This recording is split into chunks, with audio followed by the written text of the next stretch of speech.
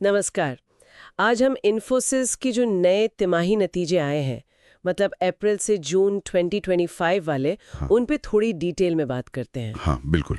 Q1 FY26 के numbers. हमारे पास कई सारे आर्टिकल्स और रिपोर्ट्स हैं, तो कोशिश रहेगी कि इसमें से जो ज़रूरी बातें हैं जी वो निकालें और समझें कि इन्फोसिस और पूरे आईटी सेक्टर के लिए इन नंबर्स का मतलब क्या है। सही है, चलिए देखते हैं। तो सबसे पहले जो अच्छी खबर है, इन्फोसिस का फायदा वो साल दर साल करीब 8.7% बढ़कर 6,921 करोड़ रुपए हो गया है। हाँ, जो उम्मीद से बेहतर है। बिल्कुल। और कमाई भी, मतलब रेवेन्यू, वो भी 7.5% बढ़कर 42,279 करोड़ तक पहुंच गया है। ये भी अच्छा आंकड़ा है। और हाँ, इस तिमाही में उन्होंने 3.8 बिलियन डॉलर की बड़ी डील्स भी साइन की हैं। ये तो काफी सॉलिड लगता है। हाँ, डील विन काफी मजबूत है। इसी वजह से शायद उन्होंने आगे के लिए अपनी कमाई का अनुमान भी थोड़ा बढ़ाया है, 1 से 3% ग्रोथ का टारगेट। जी, जो उनके कॉन्फिडेंस को दिखाता है। और खासकर ये जो एंटरप्राइज एआई है, मतलब बड़ी कंपनियों के लिए एआई सॉल्यूशंस, उसमें भी उनकी पकड़ मजबूत लग रही है। ये तो मतलब काफी पॉजिटिव तस्वीर है ना? हाँ बिल्कुल, पहली नज़र में तो ये आंकड़े काफ़ी अच्छे लगते हैं, पॉजिटिव हैं। लेकिन थोड़ा और अंदर देखें तो कुछ और चीज़ें भी हैं। अच्छा, जैसे ये जो मुनाफा है, ये पिछले क्वार्टर के मुकाबले, मतलब पिछली तिमाही से अगर तुलना करें तो करीब 20% कम हुआ है। ओ 20%, ये तो काफी है। हाँ, इसकी एक बड़ी वजह है ऑपरेटिंग मार्जिन पर दबाव। मतलब कंपनी जो कमा रही है उसमें से खर्चे निकालकर जो बचता है, हाँ, मार्जिन। उस पर थोड़ा प्रेशर है। सैलरी बढ़ी है और हाल में जो कंपनियां खरीदी थी, एक्विजिशंस, उनकी कॉस्ट भी इसमें जुड़ रही है। अच्छा, हालांकि इस ध्यान रखना होगा कि मार्जिन अभी भी उनके अपने बताए हुए दायरे 20 से 22% उसी के अंदर है। ठीक है, तो रेंज में है पर प्रेशर है। बिल्कुल। और एक और बात जो थोड़ी चिंता वाली हो सकती है, वो है कर्मचारियों की संख्या। उसमें क्या हुआ? करीब 1900 लोग कम हुए हैं इस तिमाही में। हेडकाउंट गिरा है। अच्छा। और वो जो डिस्क्रिशनरी स्पेंडिंग की बात होती है, मतलब क्लाइंट्स जो गैर जरूरी प्रोजेक्ट्स पर खर्च करते हैं, जैसे कंसल्टिंग वगैरह, हाँ, वो अभी भी उम्मीद से कम है। कंपनियां थोड़ा सोच समझकर खर्च कर रही हैं। तो ये दिखाता है कि भले ही बड़ी डील्स मिल रही हों, अंदरूनी तौर पर कुछ चुनौतियां हैं अभी भी। समझ गई। तो ये मार्जिन पर दबाव और कर्मचारियों की संख्या में कमी, ये क्या सिर्फ इन्फोसिस के साथ हो रहा है या ये कुछ इंडस्ट्री का ट्रेंड है? ये काफी हद तक बड़ी तस्वीर से जुड़ा हुआ है।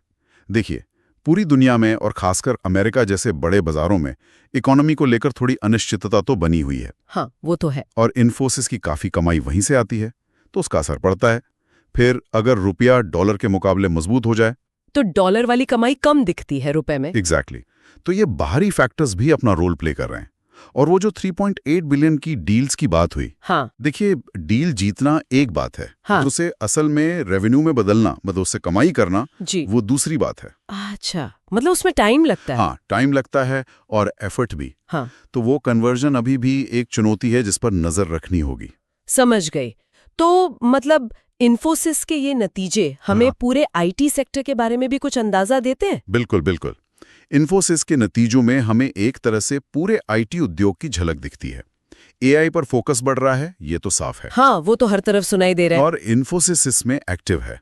लेकिन साथ ही ज्यादातर आईटी कंपनियों के लिए जो ओवरऑल रेवेन्यू ग्रोथ का अनुमान है, वो थोड़ा, क्या कहते हैं, सतर्क है, कॉशियस है। जी, क्योंकि क्लाइंट्स खर्च करने में हिचक रहे हैं। हाँ, ग्लोबल अनिश्चितता के कारण। डिजिटल ट्रांसफॉर्मेशन और बीएफएसआई, मतलब बैंकिंग और फाइनेंस वाला सेक्टर, हाँ, ये अभी भी कमाई के बड़े सोर्स हैं। ये तो हमेशा से रहे। जी, लेकिन मार्जिन बचाने की जद्दोजहद लगभग सभी कंपनियां कर रही हैं। और हाँ, बड़ी डील्स जीतना सबके लिए बहुत जरूरी हो गया है ताकि ग्रोथ बनी रहे।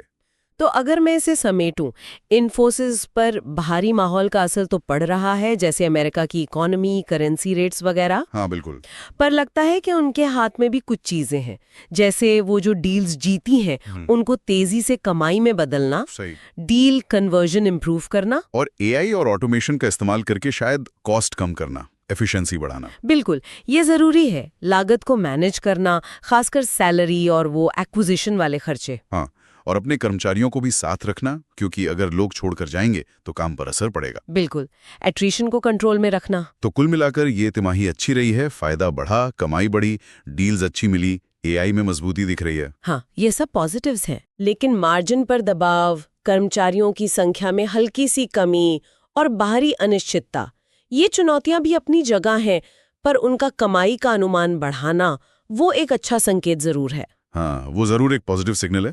और आगे देखते हुए एक बड़ा सवाल जो मेरे ख्याल से सिर्फ इन्फोसिस के लिए नहीं बल्कि पूरी आईटी इंडस्ट्री के सामने है, वो क्या है? वो ये है कि ये जो आर्थिक माहौल बदल रहा है और एआई जैसी नई टेक्नोलॉजीज इतने सारे बदलाव ला रही हैं, इसके बीच ये कंपनियां ग्रोथ यानी विकास, प्रॉफिट यानी मुनाफा और अपने कर्मचारियों की संतुष्टि, इन तीनों के बीच सही बैलेंस, सही तालमेल कैसे बिठा पाएंगी? ये वाकई एक बड़ा सवाल है। हाँ, ये वो पहेली है जिसे सुलझाने पर ही इंडस्ट्री का आगे का रास्ता तय होगा। इस पर सोचने की जरूरत है।